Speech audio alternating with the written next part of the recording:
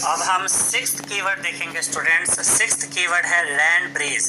Land breeze क्या होता है स्टूडेंट्स? अब ये ध्यान से समझिएगा कि जो लैंड ब्रीज है ये फिनोमिना जो समुद्र के आसपास के इलाकों में लोग रहते हैं ये उनको फील होता है।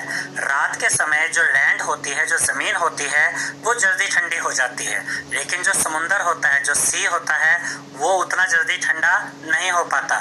तो क्योंकि समुंदर उस टाइम पर गर्म होता है तो उसके ऊपर की जो हवा होती है वो हीट मिलने की वजह से हल्की होकर ऊपर की तरफ उठ जाती है और उसके नीचे खाली जगह बन जाती है।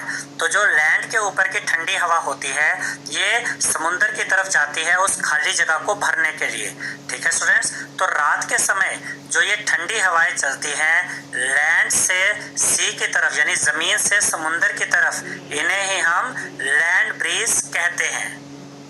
अब देखिए यहाँ पर यही लिखा गया है, ड्यूरिंग द नाइट टाइम, रात के समय, the land surface is cool as it loses its heat quickly. रात के समय जमीन जल्दी ठंडी हो जाती है, but the sea surface is still hotter as water loses heat slowly. लेकिन जो समुंदर होता है वो उतना जल्दी ठंडा नहीं हो पाता।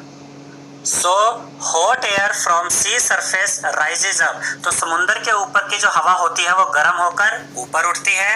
And cool air from the land surface moves towards the sea, और जमीन के ऊपर, लैंड के ऊपर जो ठंडी हवा होती है वो समुंदर की तरफ, सी की तरफ चलती है उस खाली जगह को भरने के लिए। This movement of cool air from the land towards the sea is called land breeze. तो स्टूडेंट्स, रात के समय लैंड यानी जमीन से जो ठंडी हवाएं चलती है समुंदर की तरफ, इन हवाओं को हम क्या कहते हैं? लैंड ब्रीज कहते हैं।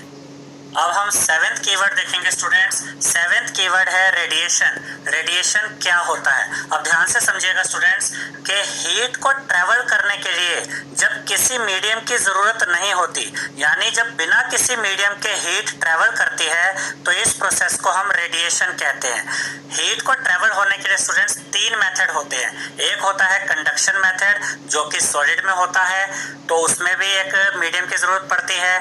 और हवा और पानी में हीट को ट्रेवल करने के लिए जो प्रोसेस होता है वो होता है कन्वेक्शन प्रोसेस, उसमें भी मीडियम की जरूरत होती है।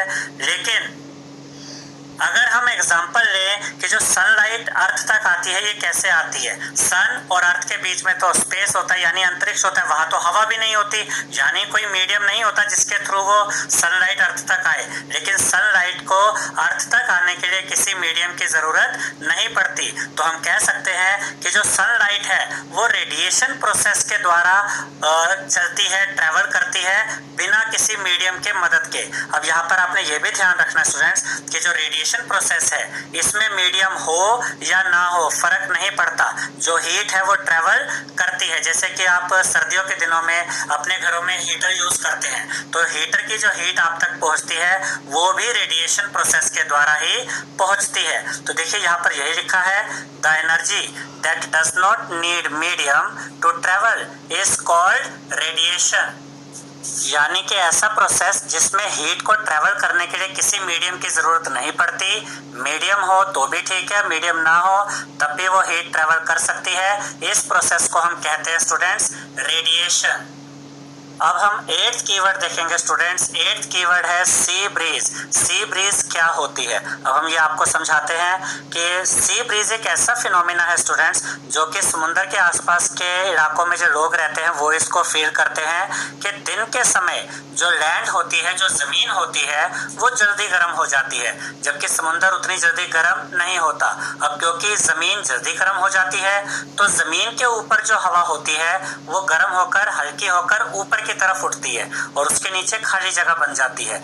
और जो समुद्र की ठंडी हवाएं होती हैं ये लैंड की तरफ चलती है, जमीन की तरफ चलती है उस खाली जगह को भरने के लिए। तो दिन के समय समुद्र की तरफ से जो ठंडी हवाएं जमीन की तरफ, लैंड की तरफ चलती है, इन्हें ही हम सी ब्रीज कहते हैं। अब देखिए यहाँ पर यही लिखा गया है, ड्यूरिंग द डे, दिन के समय, the land gets heated faster, जमीन जल्दी गर्म हो जाती है, देन द वाटर, वाटर यानी समुद्र के पानी के मुकाबले। The air over the land becomes hotter and rises up, और जमीन के ऊपर की जो हवा होती है वो गर्म होकर हल्की होकर ऊपर की तरफ उठ जाती है।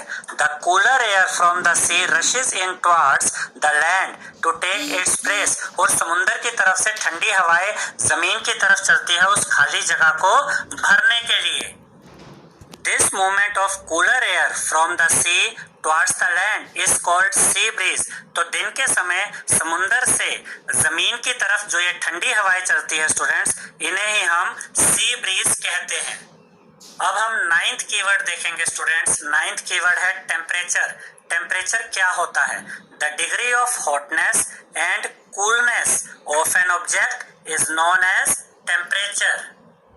इसका मतलब ये हुआ स्टूडेंट्स कि जब आप किसी चीज की हॉटनेस या कूलनेस को डिग्री में नापते हैं, यानी किसी चीज की गर्मी को या उस चीज की ठंडक को जब आप डिग्री में नापते हैं तो इसे हम टेम्परेचर कहते हैं।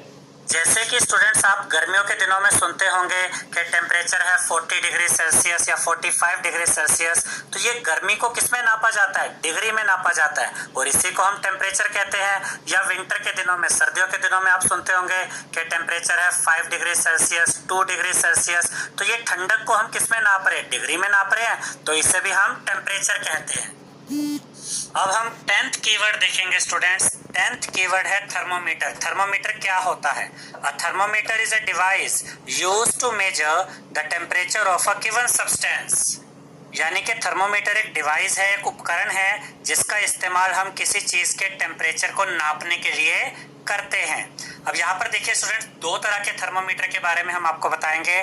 पहला है क्लिनिकल थर्मोमीटर, और उसके बाद हम आपको बताएंगे लेबोरेटरी थर्मोमीटर के बारे में। Clinical thermometer is used to measure the temperature of human body. Clinical thermometer का इस्तेमाल ह्यूमन बॉडी के टेम्परेचर को नापने के लिए किया जाता है। अगर आपने कभी एक्सपीरियंस किया हो कि जब आपको फीवर होता है तो आप जो थर्मोमीटर यूज करते हैं टेम्परेचर नापने के लिए, वो क्लिनिकल थर्मोमीटर होता है। इसके बाद हम देखेंगे लेबोरेटरी थर्मोमीटर के बारे में। Laboratory thermometer is used to measure the temperature of other objects. Human body के अलावा दूसरी चीजों का टेम्परेचर नापने के लिए लेबोरेटरी थर्मोमीटर का इस्तेमाल किया जाता है।